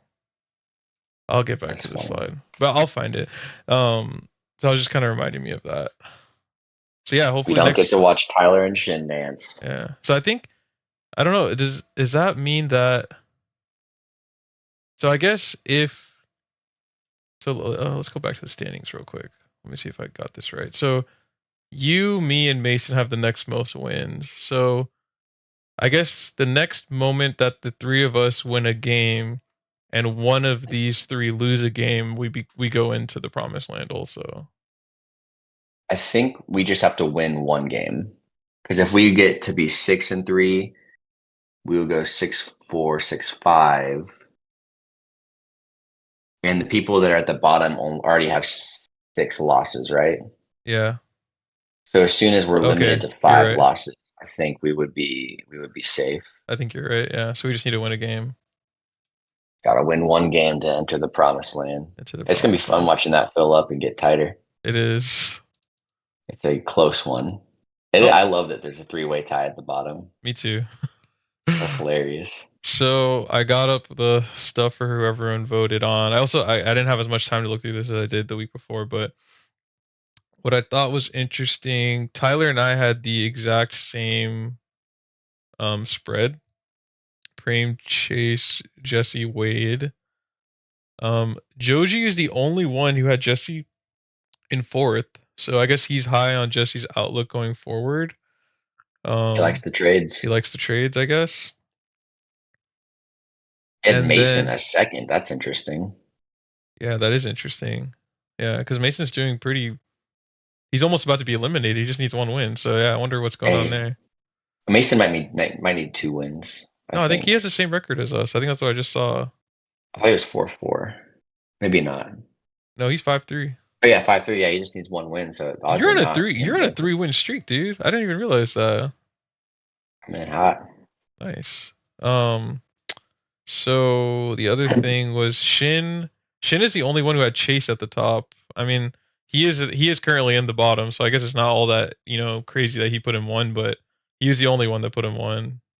Yeah, not having Chase, Prem, and Jesse in your top three just Doesn't doesn't make really make sense. sense. Yeah, Just based on records and the odds. Like it's such a random game for sure. Like you can't really predict it, but just the odds are just so not in their favor based on their record this season. It's you kind yeah, of got to have. I probably would have put Chase out if I had to, just based on his points and his accuracy. Again, like he makes some changes, but I still have to have all three of them in there yeah. with Joji at the fourth for the 4-4 record. Yeah, so this slide might be hard to look at. I don't really know if I Yeah, want I to can't spend. really see it. Yeah, I don't know if I want to spend too much time on it, but I kind of thought it'd be interesting to just, as a follow up to Dance Watch, just talk a little bit about the games of the people that are in Dance Watch. So you're playing Prame. We've already kind of talked about that. But Wade and Chase are playing each other. Um, that's the one in the middle. Yeah, currently Wade has 20 points ahead, but Chase doesn't have his super flex quarterback in yet, which he actually doesn't. Oh, it's Trevor Lawrence. So Yeah, yeah, let me see. I'm gonna open it up on my end for Chase and Wade. yeah. I mean, Yeah, I don't that know one's a if dice roll. Yeah. And then the other one Or is Clemson. Jesse and Shin. I was talking to Shin about this last night, but Shin plays like in these last 3 weeks leading up to the bachelor party. Shin plays each one of the three that is gonna be that like bottom three right now. So he played Prame, I think, last week. Or no.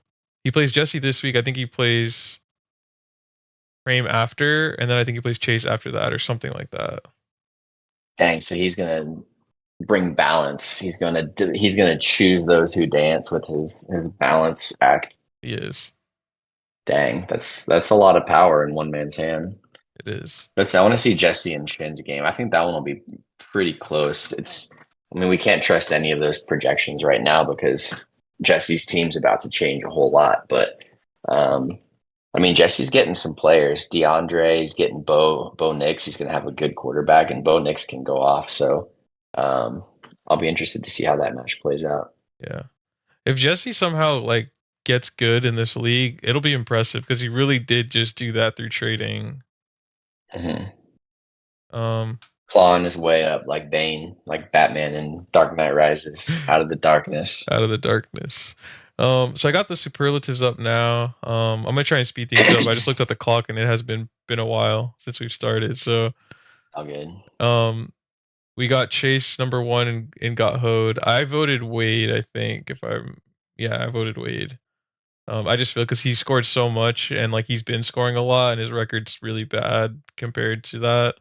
And he just I voted unluckily, Wade too. That's yeah, right. he went against Shin and 146 is insane. Like yeah, Chase was a close one, yeah, but we both were in the 130s, and that's a little more reasonable. But scoring 146 and then losing to of all people Shin Yeah, is the definition of Hogue. yeah, it is. The only other thing I kind of thought was funny is that Prem and Jesse both voted for themselves. I would say in the gaming sessions I have with Shin and Jesse, Jesse really, really does feel strongly that he's been the most hoed the entire time of this league. Um, Very passionate about that. I would say in general I do agree with him, but specifically looking at last week and last week alone, I again, like I said, I'd give it to Wade. Yeah, Wade and Chase, there's good cases. Prem, let me see Prem's score. Jesse, I mean, Jesse lost by 15 points. His team didn't show up to play. I don't think that's not the definition of hoed. Prem didn't get hoed. He just lost by 60 points. I think that's getting blown out. I don't think that's getting hoed either. I Yeah, guess maybe that's something we need to define. Is hoed like you just were slightly unlucky and just didn't quite cut it, or does it mean yeah, like you had some dumpster luck? Like yeah. what's the actual definition of hoed? That's a good point. I don't know if we can put a definition to it. I think it's gonna be what it means to As everyone vibes. individually. Yeah. Yeah, you can kind of. I think. Yeah, I think that's fair. On that boo boo, I think is a little bit more straightforward to what that means, and we had a very clear. So Jesse thinks that he got hoed, but everyone else thinks that he just is on that boo boo. That's funny. Yeah, I mean, he's got to admit, like he didn't get hoed because it wasn't bad luck. Because he traded his whole team. Like he's making moves to fix it. So it's not a matter of hoed. It's just like you gotta get the right tools for the job. So, Yeah, his um, I don't want to speak for him. I'll let him defend his case. Maybe he's gonna be on next week. I don't think that's a surprise because next everyone's had a chance and he's the only one left. So he's gonna be on next week. mhm. So he'll maybe talk about it in depth there. But a lot of it, like kind of the two big points he says is that Rasheed Rice got hurt and also ETN just like did not perform at all this year and he should have amongst some other stuff too. But again, I'll let him speak for himself. So I would for maybe vote for Tyler too if I could change my vote because he had so much on his bench. That's extra I've boo boo. I voted for him because like Yeah, looking at for that. a 1 week performance and you do 60% accuracy, that's terrible. So to me, that I voted for him. I didn't realize it was going to be a landslide for Jesse though. He didn't even score 80, so that's probably why. Yeah. And then for Lucky, looks like Shin's still leading the charge. Now, I think who did I vote for? I voted for Shin, but I don't know. It's weird because I do feel like Shin is Lucky, but he is also performing better. So it's kind of weird. I mean, the reason I think I gave it to him was because he had overachiever. So like his players just way outperformed their projection. And to me that feels a little lucky cuz it's like yeah, there's an element of picking the right people and certain people are going to overperform, but if your whole team overperforms by like 50 points, that's a lot of points.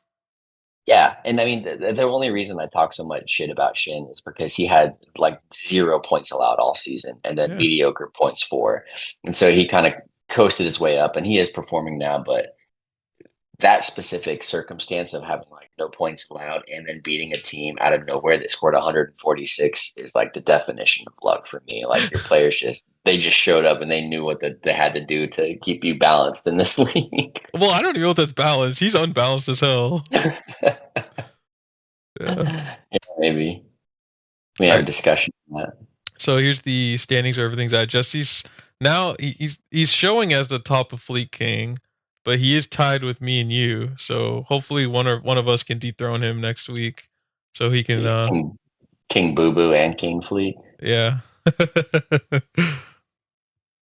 Yeah, Ben's got a that is chokehold on true. that lucky. He is King Fleek and King Boo Boo at the same time. He holds two crowns. Wade and Chase has got hoed. That makes sense. Yep. Yeah, I want that Fleet King crown. That's the Yeah. real win. First place isn't the win, it's the Fleet King crown. Yeah, I was thinking maybe we could do like some little 3D printed things for like these four, and like that would go along with whatever we do for the trophy, which I still need to figure out. Um, I have some ideas on that. I would like to get something really nice. I've seen like a WWE style belt, and then you can like That's add so like cool. plates to it, and then I would, we can like ship them to whoever, And if we keep this going, I'd like to do something like that. Like a really epic trophy would be dope. I Um, think that Boo Boo needs a prize for sure. yeah, little toilet. Fleek King could be a crown. But yeah, so that's the Get some last. fishnet That's. stockings for whoever just wins Get Hoed. Oh yeah. So yeah, that's the end of the slide. I can keep talking. We can keep this going for a little bit too. I don't want to just cut it off here, but I know it's also 10:45, so I don't know if you need to go. If you need to, let me know. We can cut it here. Yeah, I got a few more minutes. I got to call it at some point, but no, these slides are freaking awesome, man. I almost like when I'm going through my polls, I'm always like stressed out, like at work doing something else. And I kind of go through it. I'll just check the points allowed, points for, but I need to like. I wish I could see those. Is the accuracy stuff on Sleeper as well? Because I feel like No, that's I'm like a doing big that. part.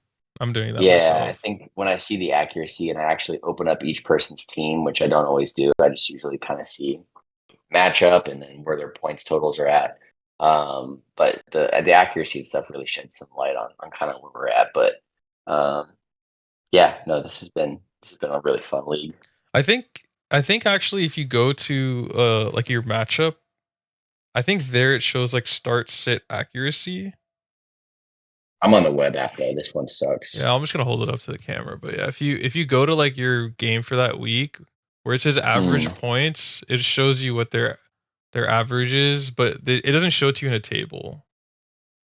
I So think you finally sold me on Sleeper though. yeah, actually, I had been I had wanted to talk to you about that. So I'm a huge Sleeper fan. I've been on Sleeper for I think it's my third year on it, and I had always hated every other app I'd ever used. The only reason I did fantasy is just because I love football and I love the concept of fantasy football, but hated. I think ESPN was the first one I used, and I hated it from the get go. Everything just felt clunky. Yahoo, I felt was better, but it just felt weird.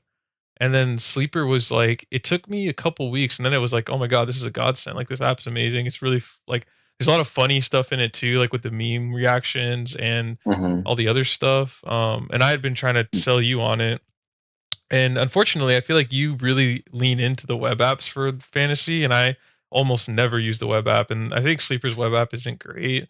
But yeah, tell me what you think about Sleeper now, 8 weeks in. Yeah, no, so I'm in three leagues this year. I'm in an ESPN league with my college friends, a Yahoo league with my high school friends, and then Sleeper with you guys. And so I'm very up to speed on what all three apps are capable of. And I'm kind of the opposite of you. I think ESPN's a little bit better than Yahoo. Yahoo just feels kind of dated, like it hasn't changed since I first started it. ESPN's done some quality of life stuff, it feels like, but I also feel like this league's like a perfect storm for Sleeper. Like my other leagues are a little bit and I feel like the chat function, I'm not sure if it would spark more life or if it just wouldn't get used, but like it was fun today to like watch everybody talking about the trades and like Jesse asking you to like approve it, and just like leaving comments on whether trades are good or bad and things like that. So, um, no, I think the stats are really cool. I know you're pulling a lot of those stats manually and things like that, but the interface feels cool. I think it was a really good pick for some of the newbies because of that trending page under players. Yep. Someone like Pram can be like, if he's not as into like each individual team and players and it's his first time playing, or Mason, they can go on trending and kind of see, oh, this person's trending up, read the news article about them, and then scoop them. It kind of levels the playing field a little bit. Nice, dude. I see you approving these trades. Yep. Doing it Teams are right now. shuffling right now. But yeah, no, overall, I want to convince my other leagues to switch over, but ESPN, that league already shot me down hardcore because a lot of them have other leagues in ESPN, which is annoying. And then our Yahoo league, unfortunately, has too much history. We've been having that one. It's been around for like 20 years now, and it keeps track of every year, and nobody's going to want to close that league down. So I Yeah. think every fall, I'll download those three apps just like I always do. And And I just guess those two ask him apps. every year. Hey, maybe I this is the could just ask year. them every year, but yeah, no, I think Sleeper is the best. And I don't really sports gamble, but I could see that being convenient too, as having like being able to bet on sports in the same app, which is kind of cool. Yeah, yeah. That's my only complaint with Sleeper is all the stuff that isn't um scores and then fantasy is like I don't care about it. So like these like three on the bottom right, Like I Mm. never go there and I don't know what they're for, and I would rather them just not be there. But yeah. All right, I think I got. Oh man, Javante's out or Debo's out this week. Okay, I think I got my lineup set for this week. Let's see what me and Prem's matchup looks like. Yeah, I can bring it up We're on pretty. I'll just go on the sleeper web. Yeah, he's still got to put in, or maybe he's got his lineup filled out. I got the edge like 60-40, but that doesn't mean a whole lot. It's not that big of a lead. He's just got he's got good quarterbacks. I think his quarterbacks average out better than mine. Yeah, so they can see it now on the screen. So you got James Yeah, I'm Con. kind of Oh, struggling if I want CJ Stroud or Aaron Rodgers to start this week. That's my one unknown, but everyone else I think is pretty much locked in. yeah. Oh, they're playing each other too. I would say you have Garrett Wilson, so that kind of Is it better slightly. to sync them up, or is it better to spread your luck? Like, what's Uh, I've heard people say it's better to have on the same team on your team, but that makes no sense to me. yeah, I mean that people refer to that as a stack, right? They'll call it the Rogers Wilson Hmm. stack. I like stacks just because I feel like you know if Wilson does well, you have him in, right? And if he does well, that means Aaron Rodgers has to also do well. And if Wilson is someone who's been consistent for you and you're expecting him to do well and you're starting him, then you might as well start the quarterback too. Because let's say if you're wrong about Wilson playing well, but then Stroud does do well, then I guess that is the counterpoint. Like, you're It's you're hedging your you're bet, hedging your bet. But I don't know. I feel like most of the time you're in a situation where you need most of your players to do well. Like that's the game plan you're going for. I always, maybe always isn't the right word, but most of the time, if there's a team without a ton of weapons, I like to stack, right? Like if you have a team that has a lot of different targets, like what's a good example of that? Like I would say the Eagles, except Jalen just gets a lot of points because he gets a lot of rushing touchdowns too. But let's imagine if Jalen yeah. was just a passing quarterback. It's like between AJ, Devontae, and Saquon and like their tight end, like anyone could kind of go off that week. So like trying to stack on a team like that is usually not a good idea. But on the Jets, I mean, other than now I guess now they have Devontae Adams, but Devontae Adams didn't look super impressive He in still that thinks first number week. two. Yeah. Yeah, so I don't know. It could be a good idea. Yeah, honestly, I think my biggest disappointment this on this draft was CJ Stroud. He just hasn't done. I mean, he's been okay. He's been a pretty average. He's QB 15, Yeah, and so many of his weapons have just gone out that and he won't have Diggs this week, so or any other week. It yeah. sounds like so. I think his value drops there unless somebody steps up on the Texans. So I You don't know. actually That was kind of you actually did me a favor there because in the draft I wanted to a get Stroud with my second quarterback, and I picked up Lamar first, and then you picked up Allen. So you had the first pick on the second round, and if you hadn't picked Stroud, I would have picked Stroud over Burrow.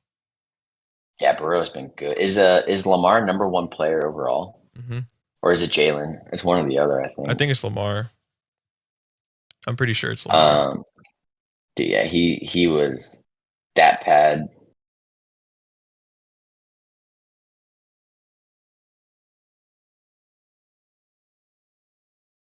Trying to see how best to Oh, do it's actually this. Josh Allen. Is that right? I don't think so. I think it is. I'm looking at this right now. You turn off free agents, Yeah, I'm seeing and Lamar then 202, Baker Mayfield 184, Derek. why am I seeing Josh Allen as 346? I'm not sure. Yeah, I got it Oh, up. it's stats. Maybe it's stats. I was on stats, not projections. That's probably it. I was on Yeah. stats. Yeah, that's right. I was on projections. Okay, yeah. Yeah, man, whenever freaking Derrick Henry is the biggest thing I got wrong from the draft, where Mason scooped him up very first pick overall. And I was like, man, does he know it's two QB? Like, I'm pretty sure he's going to want QB first round. This is like how Superflex works. Then, man, he just freaking showed up and played better than almost every other quarterback. So, props Yeah. to Mason. That was a good grab. Yeah. I mean, I had Derrick Henry last year, and he had a really great season, and he's on a better team this year. So I was high on Derrick Henry, but all the draft strategy I was looking at for two quarterback was you have to go quarterback first. Actually, Baker maybe Mayfield was the steal of the season, I'd say, and Jaden Daniels. yeah. Actually, that might be something we hadn't talked about yet. But have you ever done a two quarterback league? How do you feel about it? Never. It's interesting. It's one of those things where like I do like it because it's interesting. Like it changes the idea of fantasy. Like one of my leagues is very basic, like basic lineup, snake draft. My other league is basic lineup but auction draft, which is kind of cool. I'm not crazy about auctions because you that's your night, that's your evening. Like you can't just do it on the go like a snake draft. You can kind of figure out who you want on your phone. And then this one mixed things up yet again with the second quarterback. So it's nice that they kind of kept it fresh on that. But um, yeah, I don't think I'd want to do it on all three of my leagues, but I like having one league where I kind of have this outlet and kind of have to shake things up. And I think you said it best at the start when we were talking about it, which is the quarterback's like the most important player on the offense most of the time. And a lot of times they're not drafted to like fourth, fifth round, and they're not as valued on a fantasy league. And this gives them, I think, the value that they deserve and kind of puts them more in the spotlight that they need to be. Hmm. Yep. Um, So I'm a yeah. fan. Have you done Fab before? Yeah, my auction league also is Fab. I actually just spent. We have $100 Fab budget, and I just spent $27 because some idiot dropped Jaden Daniels. So I just scooped him up in that league for. It's a 12-man league, so it's not like What the heck? I know it was insane, but um, I do like the Fab. I think some people seem to pro on the Fab, but I do like how volatile our waivers are every week because everybody's jumping in. It's kind of fun to see how much it shakes up. Um, Yeah. I think I've done it a few different ways. I've done waiver where it's just overall like 1 through 10, and you hold your waiver. I like that better than week over week. The last place I've seen like last place becomes first waiver, which I don't like that. I think that's not fair. I It's think yeah, you it's want too to like strategize it. But I think Fab's it's fine. It definitely changes your week over week, excitement in the shuffle and things like that. But yeah. um, I'm pretty yeah. much almost locked in on doing Fab for next year because um the one thing I don't like about the strategy of rolling waivers is the strategy is to do nothing essentially and hold your waiver. And I would prefer a mechanic that promotes doing something versus not doing something. And I think the Fab it does that more. The I did Fab once and I didn't like it at first because it was really hard for me to understand how to equate Fab dollars to draft desire or draft like capital. And Mhm. I still think that that's kind of a thing, but I think for the players that maybe have if we run it back next year and if no one's done Fab before, I might just like try to do like a Fab 101 real quick or something, kind of explain because the last thing you want to do is like overspend early in a season and then like you can't do anything for the waivers the rest of the year. Like that's being a shitty situation to be in. But you also want to know how to spend your money. I think last year I spent a lot of money on Achan and it panned out because he was super good for like a period of time when I got him. Um, but yeah, it just felt a little awkward using it for the first time. Is it A chain or A chain? I always said A chain at A&M. Yeah, it's the way it's written. It looks like it would be Achan, but the commentators always say Achan in the game, so I assume that they have looked up how to say it. But yeah, don't know. I think it was the way we set it up was right. I think this year, with some people being a little bit newer to it, this is a simpler idea of everyone scooping it, and then we can do another poll to see to swap it over. Because I could go either way. I'm Yeah, used to both, but I think having 1 year of experience before turning on the Fab is yeah. will be helpful.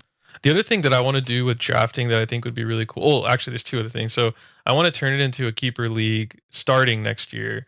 So next year would be a full redraft, like everyone starts scratch, but the intent going into the third year would be that the second year you'd be able to do keeper, which I've never done before. So I need to do more research into how that works and like how many you want to be able to keep and all that. Like I don't know any of that stuff yet. So I'll figure that out later towards the end of the season and get a polling with the group and see if that's wildly unpopular, we won't do it. But the other thing that I'd like to do with draft, which I've never seen any other league do, I'm sure it's obviously probably been done, but I've just never seen it, which is I would like the results of the prior year drive the draft order for the following year. So basically, like if you finish in 10th place, you got the punishment, but then you can pick what pick you want for the next year. Um, Oh, that'd be cool. Punishment and yeah, then you rebound. yeah. Because So here's a. oh, go ahead. I was gonna. You could finish your thoughts. Mine's Yeah. kind of like a digression. Because first I was gonna say like, oh, let's just do it by like the way the NFL does it, right? So it's like last pick gets the first pick in the draft. But That's not always good. sometimes not always good. Like I prefer being around like 8 or 9 so I can get two really solid picks back to back. So I was thinking like then I figured out I was like, okay, let's just let them pick what pick they want. So That'll be yeah. cool because you can actually see the lineup and see like exactly where you think you want your player to be. But what I was going to ask was if we did institute this as a keeper league this year, who would you want to keep from your Oh, draft with the basic rules of Lamar. the keeper league Lamar? So you would trade your first round pick next year for Lamar again instantly. Oh, is that how that works? Wait, what is That's that's how a keeper league works is whatever you pick them as, you are locked in and you lose that pick in the following year. So usually you pick, somebody who's you got first. Like I would pick probably Joe Mixon. I think I got him fourth round and he's like a all-star running back. And I think that's like a good deal for him. I could get Josh Allen again, but I would just be trading a first pick for a first pick. So you don't really get that value necessarily. But that's the catch with the keeper is you lose the pick that you use on them. Oh, well, as long as Lamar finishes this year without any injury, I'd feel perfectly fine keeping him for next year. Yep, that's Yeah. that's. I mean, those are the two routes you usually take. Either you have someone like I had A Chain in one of my leagues as a keeper when the year he went off, and I was like, oh, I got to keep this guy. And for auction, it's interesting because it's just the amount you paid for him. I paid like $3 of my $200 for him, which was awesome. But yeah, you would trade that, but you keep locking in a player that you love, um, and just saying, I don't need a first round pick. I'm going to take Lamar no matter what. That's also the other strategy. Yeah. And then how does it But work with yeah, year over year? Like, do you increase the keeps or is it always just keep one? keep one, you can't keep them again the following year. Oh. So So what's that the you difference can't between have what about Dynasty? Is that the same thing or is that something different? dynasty. Yeah, I think you keep your whole entire squad, and then I'm not really sure. I know one of Kendall, one of our coworkers, has a dynasty league, and she kind of talked to me a little bit about it, but I don't know all the specifics. Um, I just do keep it, but I do think you build out your whole entire squad, and then you make changes throughout the season, and then I think you make changes and then have like a smaller draft or something like that. Mm-hmm. Not really sure, but keeper's the best balance, I think. Just trading in your picks for what you picked from last year, but you can't keep a waiver wire. And if you ever drop somebody that you initially drafted, you cannot keep them, even if you pick them back up. It has to be somebody that you picked in the draft and then kept all season long. And then Oh, they qualify as a keeper, and then you can't keep them 2 years in a row. interesting. I'm not sure how many of these rules are flexible, but every time I've done a keeper league, that's how it's been set up. But I'm super on board. I like keeper leagues. I would definitely keep Joe Mixon this year. Mm, cool. Well, it is 11 now. I think I'm gonna have to call it. So Yeah, I'm a this has little been bit fun. tired, but This has been the longest episode by far. Been enjoyable. Thank you for we coming had a on. delayed start, so it might not be a full 2 hours, but it feels pretty close to 2 hours. Yeah. We'll see if anyone watches the whole thing. Yeah, I get those YouTube metrics. Yeah. I don't get the metrics unless like at least 50 people watch it, so I don't think I'll ever get the metrics enough on these. Fair enough, dude. Well, I All enjoyed right. it. Thanks for doing this. You're a badass commissioner. Thanks, dude. See you. See you tomorrow. All right. See ya.